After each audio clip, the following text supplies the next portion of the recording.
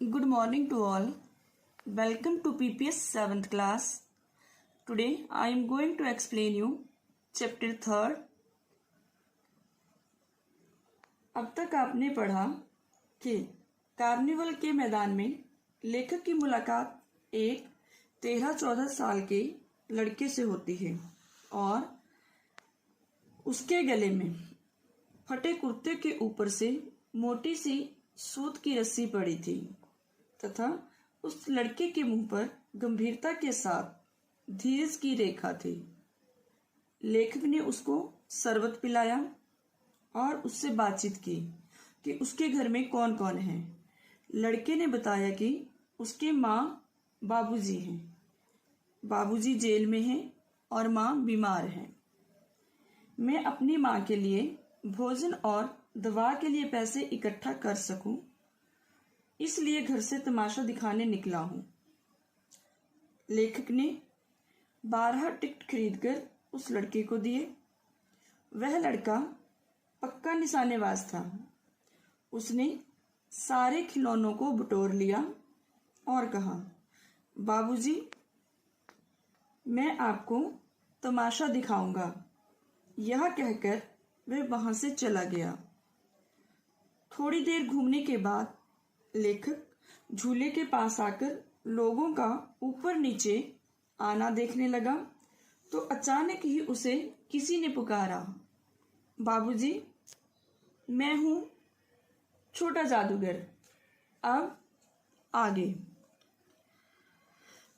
कलकत्ता के सुंदर वनस्पति उद्यान में, उद्यान का अर्थ है बगीचा, लाल कमलिनी से भरी हुई एक छोटी सी झील के किनारे घने वृक्षों की छाया में अपनी मंडली के साथ बैठा हुआ मैं जलपान कर रहा था। बातें हो रही थी। इतने में वही छोटा जादूगर दिखाई पड़ा। हाथ में 4 खाने की खादी का झोला, झोला का अर्थ थैला, और आधी बाहों का कुर्ता, सिर पर मैला रुमाल सूत की रस्सी से बंधा था। मस्तानी चाल से झूमता हुआ आकर कहने लगा, बाबूजी नमस्ते, आज कहिए तो खेल दिखाऊं? नहीं जी, अभी हम लोग जलपान कर रहे हैं, फिर इसके बाद गाना बजाना होगा। बाबूजी, नहीं जी, तुम्हें। मैं क्रोध में कुछ और कहने जा रहा था, तभी श्रीमती जी ने कहा, दिखलाओ जी। तुम तो अच्छे आए, भला कुछ मन तो बहले। मैं चुप हो गया क्योंकि श्रीमती जी की बोली में माँ की सी वह मिठास थी जिसके सामने किसी भी लड़के को रोका नहीं जा सकता। उसने खेल आरंभ शुरू किया। उस दिन कार्निवल के सब खिलौने उसके खेल में अपना अभिनय करने लगे। भालू मनाने लगा, बिल्ली रूठने लगी, बंदर घुड़कने लगा, गुड़िया का ब्याह हुआ, गुड्डा वर काना निकला। लड़के की बातों से ही खेल हो रहा था।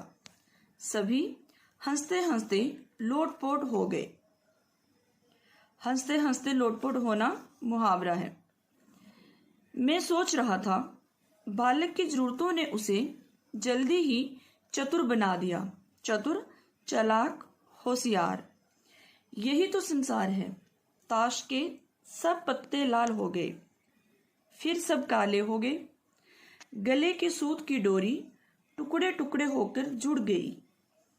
लट्टू अपने आप नाच रही थी। मैंने कहा, अब हो चुका, अपना खेल बटोर लो, समेट लो या इकट्ठा कर लो। हम लोग भी अब जाएंगे।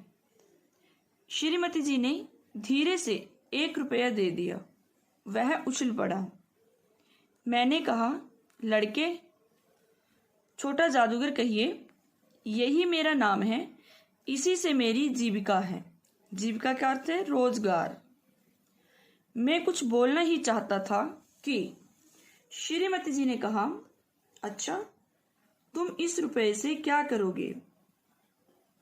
पहले भरपेट पकौड़ी खाऊंगा, फिर एक सूती कंबल लूंगा।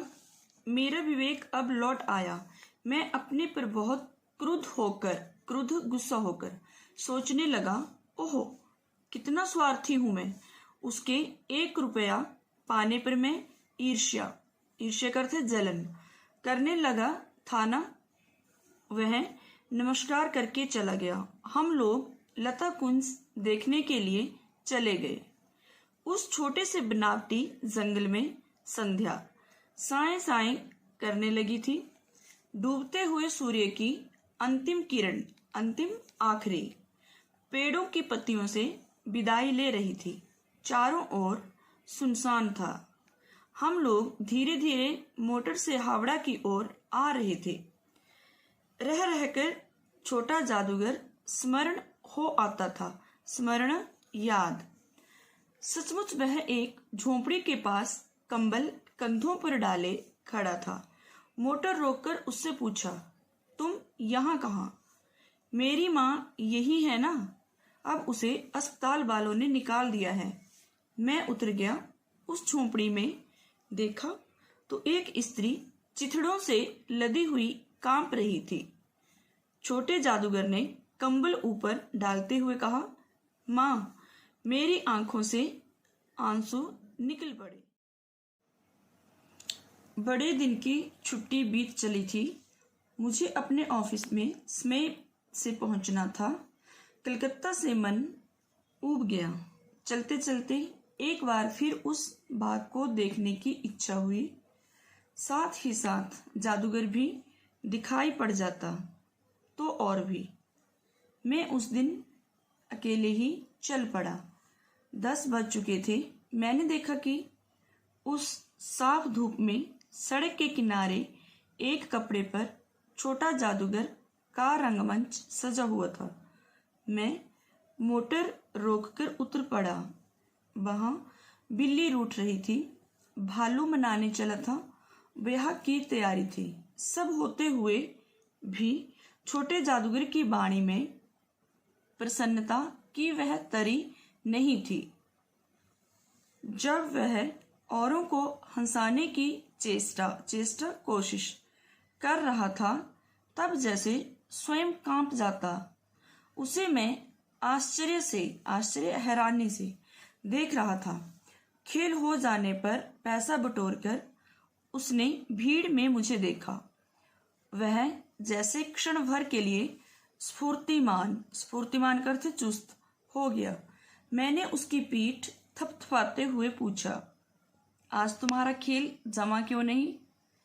माँ ने कहा है कि आज तुरंत चले आना। मेरी घड़ी समीप है। घड़ी समीप होना मुहावरा है। अविचल स्थिर भाव से उसने कहा, तब भी तुम खेल दिखलाने चले आए।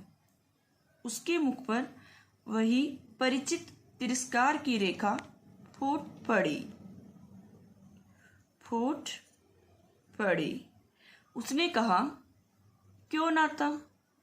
और कुछ अधिक कहने में जैसे वह अपमान का अनुभव कर रहा था।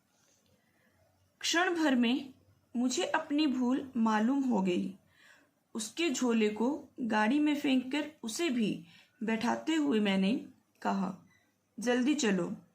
मोटर वाला मेरे बताए हुए पथ रास्ते पर चल पड़ा। कुछ ही मिनटों में मैं झोंपड़े के पास पहुंचा। जादूगर दौड़कर झोंपड़े में माँ माँ पुकारते हुए घुसा। मैं भी साथ था, किंतु स्त्री के मुंह से बे निकलकर रह गया। उसके दुर्बल कमजोर हाथ उठकर गिर पड़े। जादूगर उससे लिपटा रो रहा था। मैं भौचक्का तो बिल्कुल हैरान, स्तब्ध, अचंभे में पड़ जाना खड़ा था। उस साफ धूप में सारा संसार जैसे जादू सा मेरे चारों ओर नाच रहा था। I hope you understand very well. Have a nice day.